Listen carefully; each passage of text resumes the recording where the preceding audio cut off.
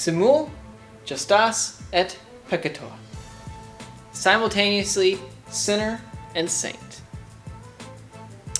That was basically Martin Luther's slogan for the Reformation. We're all sinners, but we're all saints as well. This is what Martin Luther thought. This is what he got from Scripture as he was reading it. But how can he justify this? Well, he justified this through the three solas. Solas. The three alones. Grace alone, faith alone, Scripture alone. Now you're probably asking, how can you have all three of these alone yet together, right? Little confusing there. Well, here's the deal.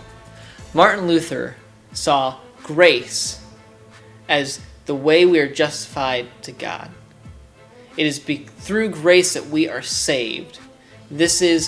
Grace is the whole reason we are saved, because God is graceful.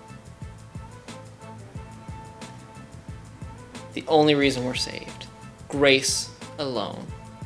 Not for anything you or I do, only what God does through grace. Now faith is how we receive this grace. It is because we believe that we have grace that we receive it.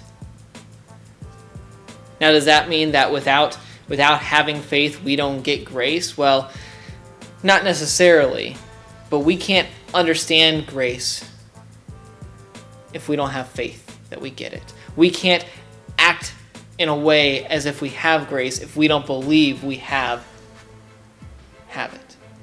So we have to have the faith. So it is through faith that we receive the grace. Faith alone, nothing else but faith. Now Scripture alone is how we understand this all. It is through Scripture that we get to the truth of grace and faith alone. It's not by what we do or by our understandings, but by what we read in Scripture. Now we need to be careful because we put Scripture up here as one of the alones, but we need to make sure that we don't replace and make Scripture a God or put Scripture before God. God is above Scripture. Scripture is a human thing inspired by God. But it is through Scripture that we can gain the understanding of grace and faith.